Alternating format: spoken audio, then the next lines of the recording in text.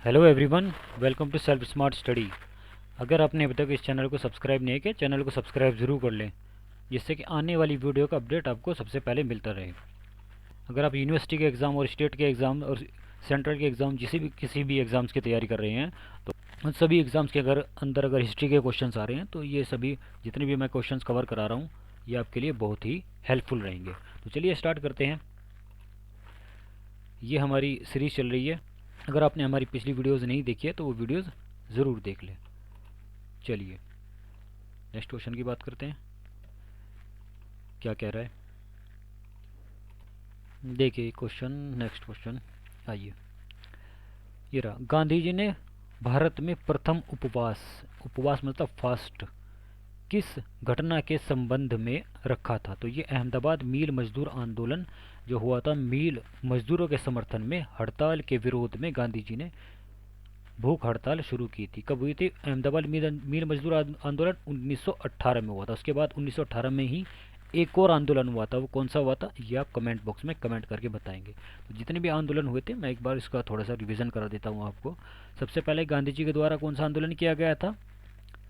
चंपारण सत्याग्रह 1919 में हुआ था। नील की खेती के 1917 में, सॉरी 1917 में चंपारण आंदोलन किया गया था, जो कि बिहार के अंदर जो चंपारण जगह थी, वहाँ पर नील की खेती के विरुद्ध में ये आंदोलन किया गया था।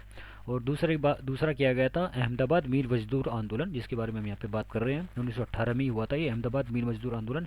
और 1918 में एक और हुआ था, ये मैंने आपको कमेंट बॉक्स में बताना है। तो चंपारण सत्याग्रह होने के बाद जब गांधी जी को सफलता मिली थी, तो उसमें गांधी जी को रविंद्रनाथ टैगोर जी के द्वारा महात्मा की उपाधि दी गई थी।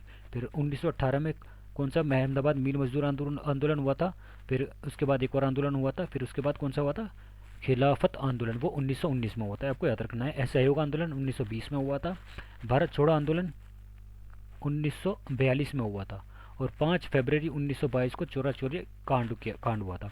इससे पहले एक और घटना हुई थी, सविनय अवज्ञा आंदोलन 1930 में हुआ था। ये आपको पॉइंट याद रखना है। तो कहीं को एक और क्वेश्चन पूछ लेते हैं। महात्मा गांधी जी के द्वारा बनाया गया आश्रम कौन सा था? टोलस्टॉय आश्रम, जो कि जोहान्सबर्ग में स्थित है। लेकिन इससे पहले एक और आश्रम बनाया गया था, फोनिक्स आश्रम, टर्बन, साउथ अफ्रीका में सबसे पुराना आश्रम था। तो गांधी जी के राजनीतिक गुरु कौन थे? गोपाल कृष्ण गोखले। और राष्ट्रपिता की उपाधि गांधी जी को किसने दी थी? सुभाष चंद्र बोस जी ने दी थी। और बापू की उपाधि किसने दी थी? पंडित जवाहरलाल नेहरू ने दी थी। दक्षिण अफ्रीका में रहते समय गांधी जी ने इंडियन ओपिनियन पत्रिका का प्रकाशन किया था। ये आपको याद रखना है। एक और क्वेश्चन है, गांधी जी को पीटर मरीट्सबर्ग रेलवे स्टेशन पर ट्रेन से बाहर फेंका गया था, ये याद रखना है। चलिए आगे बढ़ते हैं नेक्स्ट क्वेश्चन पर। असहयोग आंदोलन के दौरान, असहयोग आंदोलन के दौर में अलीगढ़ में किस राष्ट्रीय शिक्षा संस्थान को स्थापित किया गया था? सबको पता है, जामिया मिलिया इस्लामिया। असहयोग आंदोलन के दौरान अलीगढ़ में किस राष्ट्रीय शिक्षा संस्थान को स्थापित किया गया था? तो ये जामिया मिलिया इस्लामिया, यहाँ पर बात करेंगे हम। तो अभी ये यूनिवर्सिटी कहाँ पर है?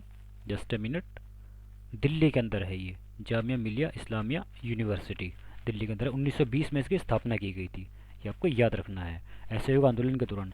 नेक्स्ट क्वेश्चन, पूर्ण स्वराज कंप्लीट इंडिपेंडेंस दिवस सर्वप्रथम कब मनाया गया? तो 26 जनवरी 1930 को ये मनाया गया, ये आपको याद रखना है। 1930 में कौन सा आंदोलन हुआ था? सविनय अवज्ञा आंदोलन 1930 में हुआ था। और 12 मार्च 1930 से 6 अप्रैल 1930 तक कौन सा आंदोलन चला था? महात्मा गांधी जी के द्वारा नमक कानून को भंग करने के लिए सविनय अवज्ञा आंदोलन और दांडी मार्च का प्रारंभ किया गया था। क्या 12 मार्च 1930 को प्रारंभ किया गया था। ओके, चलिए नेक्स्ट क्वेश्चन पर। किस स्वतंत्रता सेनानी को 1908 में अलीपुर सेंट्रल जेल में फांसी दी गई? तो ये खुदीराम बोस को फांसी दी गई थी, याद रखना ये बात आपको। चलिए नेक्स्ट क्वेश्चन पर आते हैं, क्या कह रही है। जलियांवाला बाग हत्याकांड के विरोध में किस भारतीय ने वायसराय की कार्य परिषद एग्जीक्यूटिव काउंसिल से त्यागपत्र दे दिया था? तो ये सर शंकरन नायर ने अपना एग्जीक्यूटिव काउंसिल से त्यागपत्र दे दिया था जलियांवाला बाग हत्याकांड के विरोध में। तो ये कब हुआ था जलियांवाला बाग हत्याकांड? ये आप सबको पता होगा, मैं यहाँ पर लिख देता हूँ। 13 अप्रैल, बाकी आपको पता है 1919 में जलियांवाला बाग हत्याकांड हुआ था। तो गोली चलाने का आदेश किसने दिया था? जनरल डायर ने दिया था। निहत्थे लोगों पर गोली चलाने का आदेश दिया था 13 अप्रैल 1919 में, सब जानते हैं जलियांवाला बाग हत्याकांड हुआ था। चलिए नेक्स्ट क्वेश्चन। बाल गंगाधर तिलक को भारतीय असंतोष का जनक कहा जाता है। ओह सॉरी, कहा जाता है तो किसने कहा था? ये भारतीय असंतोष का जनक किसने कहा था? तो ये वैलेंटाइन शिरोल ने कहा था। Next question. स्वदेशी आंदोलन सबसे पहले कब प्रारंभ हुआ? ये बंगाल विभाजन के विरुद्ध प्रारंभ हुए आंदोलन के समय स्वदेशी आंदोलन प्रारंभ हुआ सबसे पहले। Next question. रोलेट एक्ट का उद्देश्य था, क्या था? रोलेट एक्ट का मुख्य उद्देश्य क्या था? तो ये मुकदमा चलाए बिना किसी भी व्यक्ति को नज़रबंद कर देना। तो रोलेट एक्ट में क्या होता था कि किसी भी आदमी के ऊपर मुकदमा नहीं चलेगा, उसको डायरेक्ट क्या कर देते? गायब कर देते थे, समझ गए? सरकार गायब कर देती थी। तो चलिए, किस योजना के अंतर्गत ब्रिटिश सरकार ने भारत छोड़ने तथा भारत के विभाजन की घोषणा की थी? तो ये लॉर्ड माउंटबेटन योजना के अंतर्गत। फिर से क्वेश्चन पढ़ते हैं। किस योजना के अंतर्गत ब्रिटिश सरकार ने भारत छोड़ने तथा भारत विभाजन की घोषणा की थी? तो ये लॉर्ड माउंटबेटन योजना के अंतर्गत ये काम को अंजाम दिया गया था। Next question. सन 1905 में बंगाल विभाजन की घोषणा का वास्तविक कारण क्या था? तो मुख्य कारण क्या था? सन 1905 में बंगाल विभाजन की घोषणा का वास्तविक कारण क्या था? क्या पूछ लिया यहाँ पर? इसका उत्तर देखते हैं। यहाँ पर क्या होगा? बंगाल के राष्ट्रीय आंदोलन को विघटित करना, या इसका राइट आंसर हो जाएगा। Next question. अहमदिया आंदोलन का प्रारंभ कहाँ से हुआ? तो ये पंजाब से प्रारंभ हुआ था। अहमदिया आंदोलन का प्रारंभ पंजाब से हुआ था, याद रखना मित्रों। चलिए नेक्स्ट क्वेश्चन पर चलते हैं। क्या कह रहा है हमारा नेक्स्ट क्वेश्चन?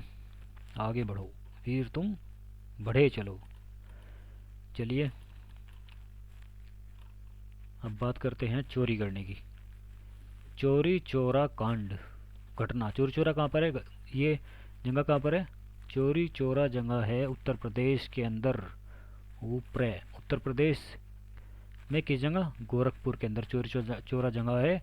चोरी चोरा कांड कौन सा आंदोलन समाप्त हो गया? क्या लिखा है इसने? चोरी चोरा कांड कौन सा आंदोलन समाप्त हो गया?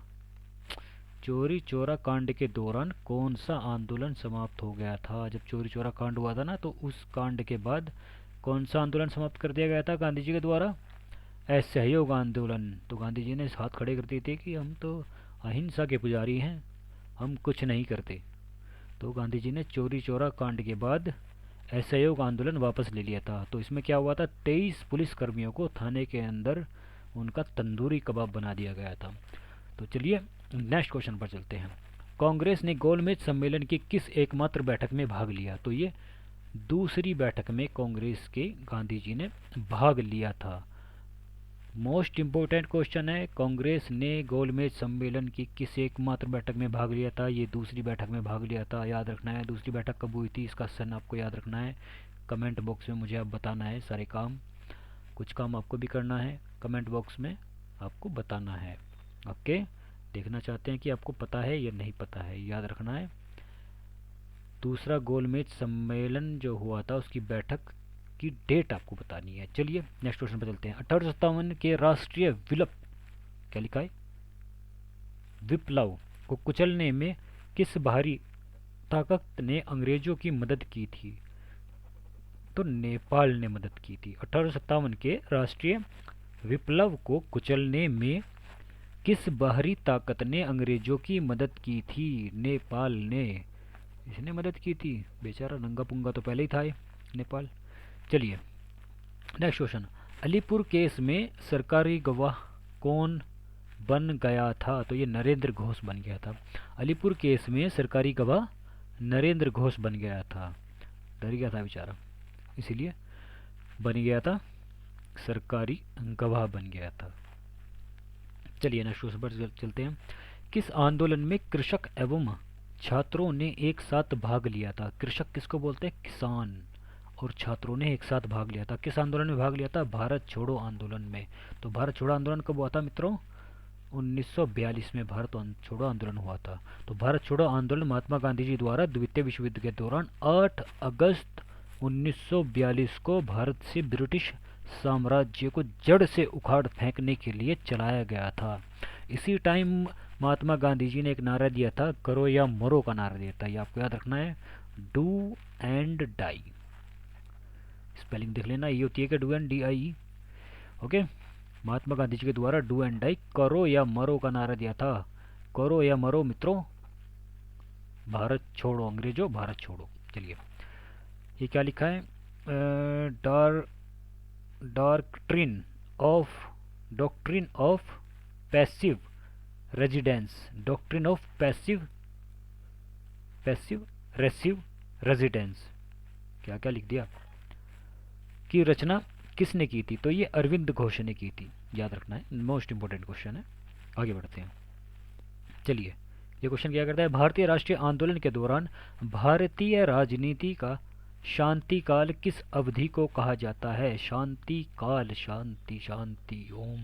तो भारतीय राष्ट्रीय आंदोलन के दौरान भारतीय राजनीति का शांति काल किस अवधि को कहा जाता है? प्रथम विश्व युद्ध को कहा जाता है। एक मिनट, बराबर में रखा, मेरा मोबाइल चार्ज हो गया है। चलिए आगे बढ़ते हैं।